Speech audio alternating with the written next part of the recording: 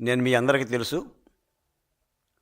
ప్రజా రాజధాని అమరావతి ఉద్యమంలోనూ లేదా గత 5 ఏళ్ల చీకటి పరిపాలనకు సంబంధించిన జరిగిన దళితులపై జరిగిన దాష్టీకాలకు సంబంధించిన ఆత్మగౌరవ ఉద్యమంలోనూ రాష్ట్రంలో ప్రజలు కానీ, నా దళిత బహుజన కులాలు కానీ నన్ను సదా ఆశీర్వదించి దీవించి ఆ ఉద్యమానికి అండగా నిలబడిన సంఘటనలు, నా అడుగులు, నా నడక అన్నీ కూడా మీకు తెలుసు. ఈ సందర్భంగా చాలా తొలిసారిగా ముఖ్యమంత్రి చంద్రబాబు నాయుడు గారు గురుతరమైన ఎంతో బాధ్యతతో నాకు ఆంధ్రప్రదేశ్ రాష్ట్ర సోషల్ వెల్ఫేర్ బోర్డు చైర్మన్గా నియమించిన సందర్భంగా ఈ పవిత్రమైన తెలుగుదేశం పార్టీ ఆలయంలో తొలిసారిగా మీడియా మిత్రులతో మాట్లాడుతున్న శుభ సందర్భంగా ముఖ్యమంత్రి చంద్రబాబు నాయుడు గారికి, డిప్యూటీ ముఖ్యమంత్రి పవన్ కళ్యాణ్ గారికి, మంత్రి లోకేష్ గారికి, భారతీయ జనతా పార్టీ నాయకులకి, పెద్దలందరూ కూడా హృదయపూర్వక నమస్కారాలు, ధన్యవాదాలు. మిత్రులారా, ఈ రోజున ఒక పెద్ద అంశం మీద రాష్ట్ర ప్రజలతో మీ ద్వారా మాట్లాడేందుకు ముందుకొచ్చాను. ఏమిటి ఆ విషయం అంటే, ఎప్పుడో ఓ కొత్త జంట పెళ్లి చేసుకొని పెద్ద ఆయన కనిపించింది కదా, దీవిస్తే బాగుంటుందని పెళ్ళికొడుకు అనుకొని భార్యని ఎంటబెట్టుకొని పెద్ద ఆయన మమ్మల్ని దీవించు అని అడిగిందంట. వెంటనే ఆ పెద్ద ఆయన ఏమన్నంటే, నీ భార్య ముండమోయినగాక అని దీవించిందంట.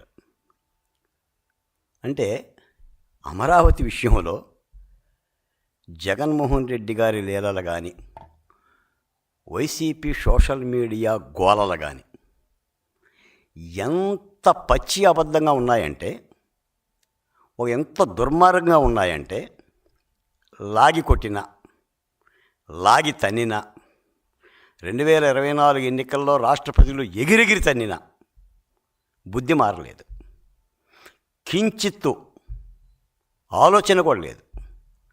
ఈ రాష్ట్రంలో అబద్ధానికి కూడా అబద్ధం ఎలా మాట్లాడాలో నేర్పగలిగే నేర్పు జే గ్యాంగ్ మీడియాకు ఉంది. అబద్ధం కూడా తాను అబద్ధం ఆడాలంటే, వైసీపీ నాయకులారా నేను ఎలా ఆడాలి అబద్ధం అని అడగాలి. జగన్మోహన్ రెడ్డి గారి దగ్గరికి వెళ్ళి, జగన్మోహన్ రెడ్డి గారు అబద్ధం ఎట్టాడాలో చెప్పండి అని అడగాలి. అప్పుడు జగన్మోహన్ రెడ్డి గారు చాలా చక్కగా పోసగుచ్చినట్టుగా చేతులు ఇలా కట్టుకొని ఇలా చూసి 11 ఎలా వచ్చినాయో అర్థం కాక చెప్పినట్టుగా అబద్ధాన్ని చెప్తాడు.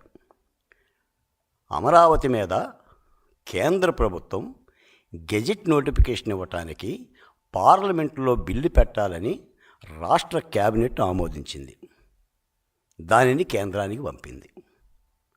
ఇది అంశం. దాని మీద ఈ బిల్లును ఎలా పెట్టాలి, 2014లో విభజితమైన ఈ రాష్ట్రానికి 14 తారీఖుతో పెట్టాలా లేదా ఏ తారీఖుతో పెట్టాలని ఒక సందిగ్ధం వచ్చి కేంద్ర ప్రభుత్వం మళ్ళీ ఒక మారు రాష్ట్ర ప్రభుత్వాన్ని వివరణ అడిగింది. ఆ వివరణకే ఆనందపడిపోయి, సంతోషపడిపోయి, ఇక అమరావతి గజెట్ నోటిఫికేషన్ లేదు, ఇదిగోండి వాళ్ళ మానస కరపత్రిక, అమరావతి బిల్లు తిప్పి పంపిన కేంద్రం, అమరావతి వెనక్కి. ముఖ్యమంత్రి చంద్రబాబు నాయుడు గారికి షాక్. నిజానికి అమరావతి మీద ఏ దాడి జరిగినా అది రాష్ట్రం మీద జరిగిన దాడి. అమరావతికి ఎవరు అపకారం తలపెట్టినా అది రాష్ట్రానికి సంబంధించిన అపకారంగా భావించాలి. గత ఉద్యమంలోనే చెప్పాం, నేడు చెప్తున్నాం. అమరావతి అంటే 29 గ్రామాలు కాదు. 29 గ్రామాలు చాలా సౌభాగ్యంగా ఉన్న గ్రామాలు. వాళ్ళ సౌభాగ్యాన్ని, వాళ్ళ పసుపు కుంకుమలని, వాళ్ళ తరాల కన్నీటిని, తరాల నేలల్ని రాష్ట్ర సౌభాగ్యం కోసం ఇచ్చారు.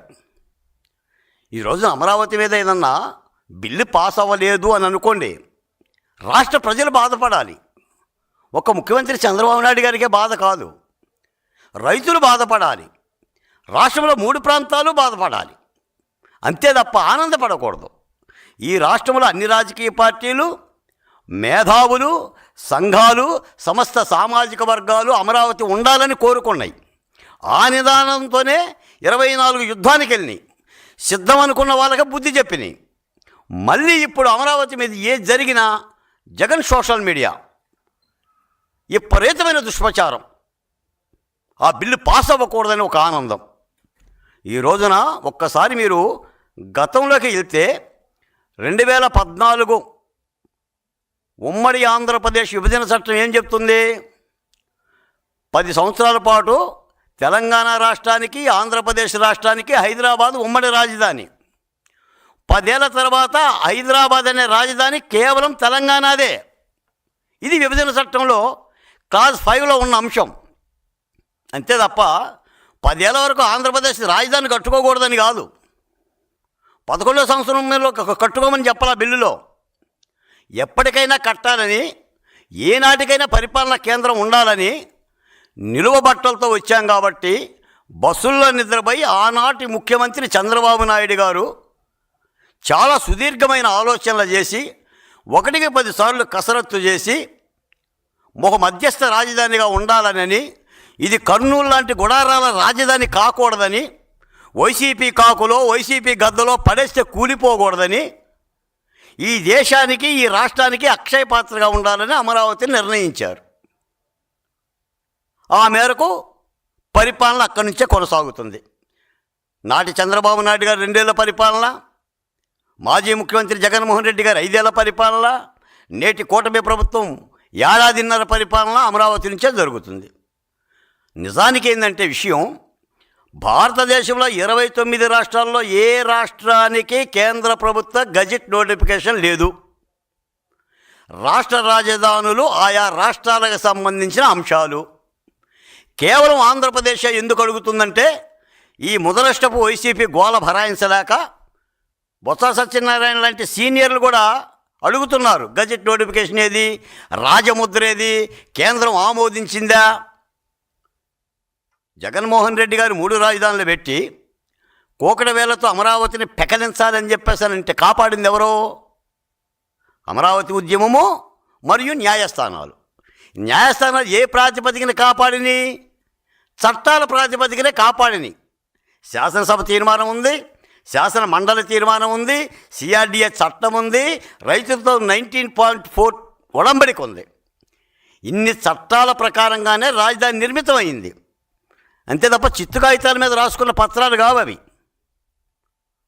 లేదా తిరుపతి కొండ మీద దోపిడీ చేసిన తీరు కాదు అది. అంత పహడ్బందీగా చేయబట్టే హైకోర్టు మీరు 3 రాజధానులు పెట్టాలంటే వైసీపీ పార్టీకి చెప్పింది, you go to the Delhi, వివరణ చట్టాన్ని మార్చుకోండి, కేంద్రాన్ని అడగమని చెప్పింది. ఢిల్లీ బోండయ్యా అని అంది. దీని మీద సుప్రీంకోర్టు పోయినా కూడా సుప్రీంకోర్టు స్టే ఇవ్వలేదు.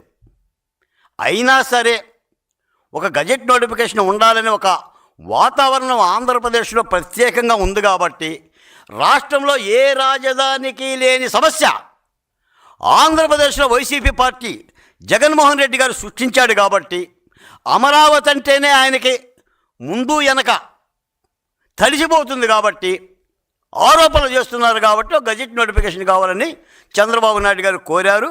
ఈరోజు కాకపోయినా రేపైనా సరే ఆ గజెట్ నోటిఫికేషన్ వచ్చి తీరుతుంది. నేను రాజధాని ఉద్యమంగా కానీ సోషల్ వెల్ఫేర్ బోర్డు చైర్మన్గా కూడా నేను కేంద్ర ప్రభుత్వాన్ని కోరేది ఏంటంటే, ఈ శీతాకాల సమావేశాల్లోనే బిల్లు పెడితే బాగుంటుందని ఆశిస్తున్నాం. ఎందుకంటే దీన్ని కాలయాపన అయ్యే మేరకు వైసీపీ పార్టీ యొక్క రోతగోల అంతా ఇంత కాదు. కాబట్టి కేంద్ర ప్రభుత్వం ఎన్డీఏ కూటమిలో ఉంది కాబట్టి తప్పనిసరి దీన్ని ఫుల్ స్టాప్ పడే విధంగా శరవేగంగా ఈ బిల్లుని తీసుకురావాల్సిన అవసరం ఉంది. చాలా దుర్మార్గమైన ప్రచారం. ఎవడో అంటాడో ఒకడు, చంద్రబాబు నాయుడు గారు పని అయిపోయింది, ఇంకోడంటాడు అమరావతికి నోటిఫికేషన్ రాదు అంటే ఎంత గొంతెమ్మ కోరికలంటే, శుభం పలకరా పెళ్లి కొడక అంటే ఇందాక సామెత చెప్పినట్టుగా ఒక్క శుభం పలికిన పాపాన లేదు. నిన్న మొన్న కూడా నేను మీడియాలో చూసా, జాతీయ మీడియాకి జాతి మీడియా గగ్గోలు. జాతీయ మీడియా ఏంటి, జాతి మీడియా ఏంటి? అసలు ఈ అనేవాళ్ళది ఏ జాతి, ఏ సంకర జాతి? ఒక్కొక్కడు అంటాడు విమానాలు రెడీ చేసుకోమంటాడు, వాడికి 450 కోట్లు వచ్చినాయి. ఇంకోడంటాడు పారిపోవటానికి సిద్ధంగా ఉండనంటాడు. వాడికి లెగిస్తే ఇంట్లో బువ్వగింజలంలో. ఈ రాష్ట్రంలో ఉత్తరాంధ్ర కానీ, రాయలసీమ కానీ, ఆంధ్రప్రదేశ్ కానీ ఈరోజే కార్యక్రమం జరిగింది. చంద్రబాబు నాయుడు గారి ఆధ్వర్యంలో ఒక అద్భుతమైన కార్యక్రమం, ఐటీ హబ్ని నిర్మాణం చేస్తున్నారు. అవకాశాల ఆంధ్రప్రదేశ్గా మారింది. నిన్నటిదాకా అభివృద్ధికి ఆంధ్రప్రదేశ్ దూరంగా ఉంటే ఈ రోజున అవకాశాల ఆంధ్రప్రదేశ్గా మారి అటు అమరావతి కానీ, అటు విశాఖపట్నం కానీ, రాయలసీమ కానీ ఎన్నో అభివృద్ధి కార్యక్రమాలు జరుగుతున్నాయి. ఈ సందర్భంగా ముఖ్యంగా రాష్ట్ర ప్రజలు గుర్తుంచుకోవాల్సిన అంశం ఏంటంటే, ఇది వైసీపీ పార్టీ అమరావతి మీద చేస్తున్న మరో దాడి. మళ్ళీ అమరావతిని రాష్ట్రానికి సంబంధం లేదంటూ, రాష్ట్ర ప్రజలకు సంబంధం లేదంటూ ఒక సామాజిక వర్గం పేరు మీద, లేదా ఒక ప్రాంతం పేరు మీద, లేదా 29 గ్రామాల పేరు మీద చేస్తున్న ఒక తప్పుడు ప్రచారం. ఈ రోజున రాష్ట్ర ప్రజలు ఆలోచించాలి. అమరావతిలో ఏ మొక్క పుట్టినా, ఏ పువ్వు పూసినా, ఏ కాయ కాసినా అది అమరావతి రైతులొక్కలే భుజించరు, ఈ రాష్ట్ర ప్రజలు భుజిస్తారు. అక్కడ విట్ కాలేజీ ఉంది. ఈ రాష్ట్రంలో అందరు విద్యార్థులు ఉన్నారు. సీడాక్సిస్ రోడ్డు ఉంది. ఈ రాష్ట్రంలో ప్రజలందరి వాహనాలు నడుస్తున్నాయి. ప్రకాశం జిల్లా మీద, కృష్ణానది మీద ఒక బ్యారేజ్ వచ్చింది. రాకపోకలు అటు మద్రాసుకి, హైదరాబాద్కి జరుగుతున్నాయి. అంటే ఏది పుట్టినా అది ప్రజలకు సంబంధించిన అంశంగా భావించాలి. వైసీపీ పార్టీ మళ్ళీ అమరావతి మీద వికృతమైన దాడి చేస్తుంది. నిన్న కేంద్ర మంత్రి పెమ్మసాని చంద్రశేఖర్ గారు ఆ మాట చెప్పారు. అంటే ఈ రాష్ట్రంలో వైఎస్ఆర్ కాంగ్రెస్ పార్టీకి శాశ్వతమైన రాజకీయ సమాధి కట్టాల్సిన అవసరం ఉంది అని. నేను మళ్ళీ చెప్తున్నాను, మంత్రి గారు ఒకసారి చెప్పారు, నేను 100 సార్లు చెప్తున్నాను. అమరావతి జోలికొస్తే 24లో గోరీ కట్టారు ప్రజలు. మళ్ళీ అమరావతికి జోలికొస్తే 29లో రాజకీయంగా శాశ్వత సమాధి కట్టి తీరుతారు. అన్నీ కూడా ఒక దుర్మార్గమైన ఆలోచనలో విడనాడండి. ఇప్పటికీ మీరు రాజధాని మీద స్పష్టత లేదు. రాజధాని మీద స్పష్టత లేకుండా ముఖ్యమంత్రి ఎక్కడ కూర్చుంటే అక్కడ రాజధాని అని, బాత్రూంలో కూర్చుంటే బాత్రూమ్ రాజధాని, బెడ్రూమ్లో కూర్చుంటే బెడ్రూమ్ రాజధాని, రిషికొండ మీద కూర్చుంటే రిషికొండ రాజధాని, ఫామ్ హౌస్లో ఉంటే ఫామ్ హౌస్ రాజధాని, ఇటువంటి ఒక దుర్మార్గమైన ప్రకటనలు చేసి, అపహాస్యం చేసి, ఆఖరికి బడి పిల్లలను సైతం ఆంధ్రప్రదేశ్ రాజధాని ఎక్కడంటే ABCD ఆప్షన్లు లేకుండా తూర్పు, ఉత్తరం, దక్షిణం, పడమర దిక్కులు చూసుకునేలా చేసిన ఒక దుర్మార్గమైన ఈ వైఖరితో మళ్ళీ అమరావతి మీద దాడి జరుగుతుంది. మీరు ఎన్ని కుయుక్తులు పన్నినా, నేను జగన్మోహన్ రెడ్డి గారు కూడా చెప్తున్నా, మాజీ ముఖ్యమంత్రి జగన్మోహన్ రెడ్డి గారు, మీరు తలకాయ కింద పెట్టి కాలు పైకెత్తి తపస్సు చేసిన అమరావతి ఆంధ్రుల రాజధాని. అమరావతి జోలికొస్తే కాలిపోవటం తప్ప, మాడిపోవటం తప్ప మరో అవకాశం మీకు ఉండదు. ఇప్పటికైనా మీ బుద్ధైనా మార్చుకోండి, మీ తీరైనా మార్చుకోండి. అమరావతి ఆంధ్రుల రాజధానిగా మీరు కూడా మీ పార్టీ విధానంలో ఏమన్నా ప్రకటిస్తే ప్రకటించండి. మీరు ప్రకటించినా ప్రకటించకపోయినా 10 ఏళ్ళుగా అమరావతి రాజధాని, ఆంధ్రులు గుర్తించిన రాజధాని, అది పోరాటాల రాజధాని, అది త్యాగాల రాజధాని, అది రైతుల రాజధాని, అది ఎస్సీలు, ఎస్టీలు, బీసీలు, మైనార్టీలు, ఆఖరికి రెడ్డి సామాజిక వర్గానికి సంబంధించిన రాజధాని కూడా అమరావతి. ఇలాంటి దుర్మార్గమైన ప్రచారాన్ని, చాలా మీడియా పరంగా వస్తున్న ప్రచారాన్ని ప్రజలు నమ్మొద్దని, ఒక్కొక్కడు అమరావతి మీద ఈ సందర్భంగా ఒక మాట చెప్పాలి. ఈ రాష్ట్రంలో జగన్మోహన్ రెడ్డి గారు 2019కు ముందు, అధికారంలోకి రాకముందు అమరావతిని అమ్మ అని పిలిచాడు. మీ అందరికీ తెలుసు, అమరావతిని అమ్మా అని పిలిచాడు. ఇక్కడ ఇల్లు కట్టుకున్నా, నేనే గూడు కట్టుకున్నా, నేను అమరావతిలో ఉంటాను అని అన్నాడు. అధికారంలోకి వచ్చాక అమరావతిని నీ అమ్మ అని పిలిచాడు. ఇది ఆయన తత్వం. ఒక దుర్మార్గమైన వైఖరి సాగుతుంది. తప్పనిసరిగా ఒక అద్భుతమైన ప్రణాళికలతో దాదాపు 50,000 కోట్ల రూపాయలకి పైబడి అమరావతిలో అభివృద్ధి జరుగుతుంది. CRDA భవంతి ఏర్పడింది, రాజ్భవన్ కట్టబోతున్నారు, క్వాంటమ్ వ్యాలీ వస్తుంది, బిట్స్ పిలానీ వస్తుంది. తప్పనిసరిగా అన్ని అభివృద్ధి పనులు శరవేగంగా జరుగుతున్నాయి. రైతులకు సంబంధించిన సమస్యల మీద కూడా ఒక కమిటీనేసి ఎప్పటికప్పుడు ఆ సమస్యలు తీసుకునే ప్రయత్నం కూడా జరుగుతుంది. ఏదైనా రాష్ట్ర ప్రజలారా, ఒక పునాది ఉండాలి. ఆయా రాష్ట్రాలకు రాజధానులు ఎలా అయితే అక్షర పాత్రో, తెలంగాణకి హైదరాబాదు, తమిళనాడుకి చెన్నై, కర్ణాటక బెంగళూరు, బాంబేకి మహారాష్ట్ర ఆర్థిక వనరుల నగరాలు, అలాగనే ఆంధ్రప్రదేశ్ కూడా అమరావతి ఒక ఆర్థిక వనరుగా, ఒక ఆలంబనగా తయారవుతుంది. తప్పనిసరిగా ముఖ్యమంత్రి చంద్రబాబు నాయుడు గారి యొక్క అభివృద్ధి కార్యక్రమాలని ఆశీర్వదించాలి, అర్థం చేసుకోవాలి. రాజధాని మీద కానీ, కూటమి ప్రభుత్వ పరిపాలన మీద కానీ, సంక్షేమ పథకాల మీద కానీ చేస్తున్న విమర్శల్ని, ముఖ్యంగా తప్పుడు విమర్శల్ని కొంతమంది పనిగట్టుకొని బొడ్డుకు మసి రాసుకొని పరగడుపున అబద్ధాలు ఆడే ప్రయత్నంలో ఇక ఆడికి అదే పని.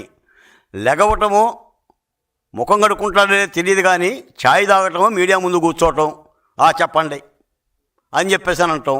కులాల మధ్య, మతాల మధ్య విద్వేషాలు పెట్టడం, అలా రాష్ట్రాన్ని నవ్వులు పాలు చేసే ఈ యొక్క నాయకుల యొక్క తప్పుడు ప్రచారాలని ఎండగట్టాల్సిన అవసరం ఉంది. తప్పనిసరిగా అమరావతి బిల్లు రేపు శీతాకాలంకే పాస్ అవ్వాల్సిన అవసరం ఉంది. రేపు కాకపోయినా ఎల్లుండైనా సరే పాస్ అయి తీరుతుంది. ఇప్పటికే ప్రభుత్వం కూడా లేఖ రాసింది. 2024 జూన్ 2వ తేదీ నుంచి విభజన చట్టంలోని సెక్షన్ 5(2)ను సవరించాలని రాష్ట్ర ప్రభుత్వం కేంద్రాన్ని మరోమారు కోరింది. రాజధాని నిర్మించి అమరావతి నిర్మించిన చంద్రబాబు నాయుడు గారికి చట్టపరంగా ఏం చెయ్యాలో అన్నీ ఆయనకు తెలుసు. ఆ చట్టాల ప్రాతిపదికన అమరావతిని కాపాడబడింది. తప్పనిసరిగా కేంద్ర ప్రభుత్వం కూడా సత్వరం ఈ బిల్లుని, గజెట్ నోటిఫికేషన్ని పార్లమెంట్లో పెట్టి ఆమోదింపజేసి ఇక సమస్త రుగ్మతలకు, సమస్త ఆరోపణలకి అమరావతి మీద తెరదించాలని చెప్పేసి కేంద్ర ప్రభుత్వాన్ని, ముఖ్యంగా మోడీ గారిని, అమిత్ షా గారిని, కేంద్ర పెద్దలందరూ కూడా కోరుతున్నాను. నాకు ఈ అవకాశం ఇచ్చిన మిత్రులందరూ కూడా మరోమారు ధన్యవాదాలు తెలియజేస్తున్నాను. జై భీమ్, జై అమరావతి, జై ఆంధ్రప్రదేశ్.